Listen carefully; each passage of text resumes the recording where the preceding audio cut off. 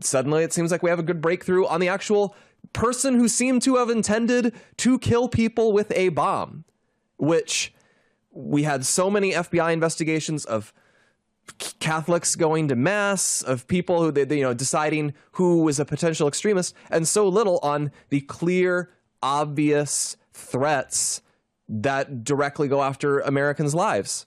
And I think if they can bring this to a successful conclusion, it would be good for the country. We should have an FBI that finds terrorists, that finds killers, and brings them to justice. That is what we want. We don't need a secret police force monitoring what churches people go to.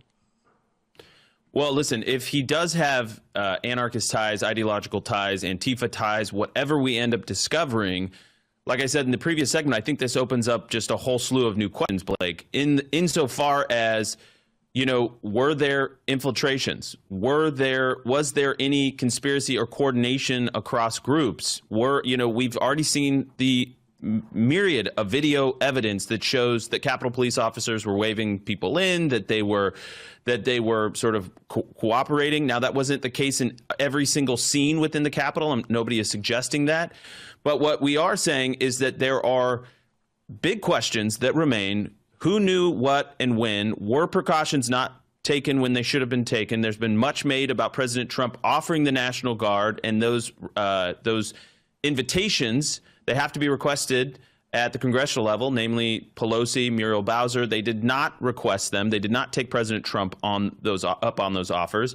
So why not? Maybe there's an innocuous explanation. Maybe it is more sinister. I think those are fine things to investigate, and we need to get to the bottom of it. But if there is Antifa present, if there were instigations present, and why those haven't been pursued, why they haven't been investigated. But meanwhile, as you said, Blake, we have thrown every grandma we can find that put so much as a pinky toe inside the Capitol, then we have a serious issue of political weaponization of the federal law enforcement agencies, namely the FBI, and a lot of the surrounding judges and jurisdictions that oversaw those cases. And that's a huge problem. That is a problem akin to the level of surveilling Catholic churches or surveilling parents that go to school boards because they don't want to see their trans ideology shoved down the throat of their children. This is a huge, huge tell. This is the dog that didn't bark. The silence is deafening.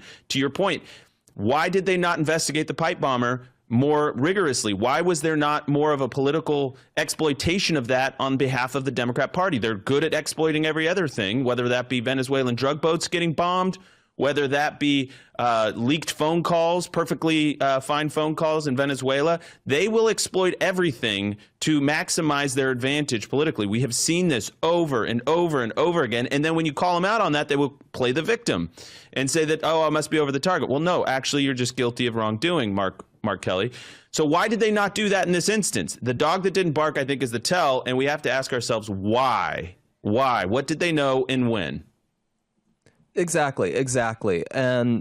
But I think, again, we should be grateful. We should be grateful if we caught a person. And yes.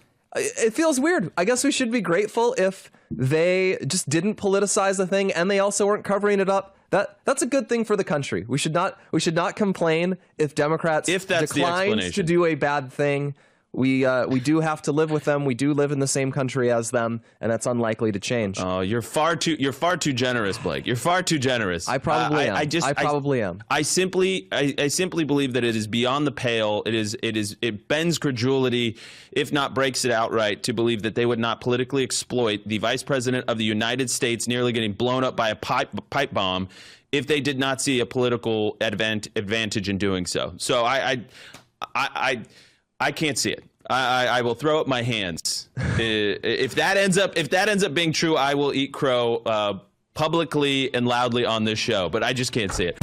For full shows, live and on demand, it's Salem News Channel.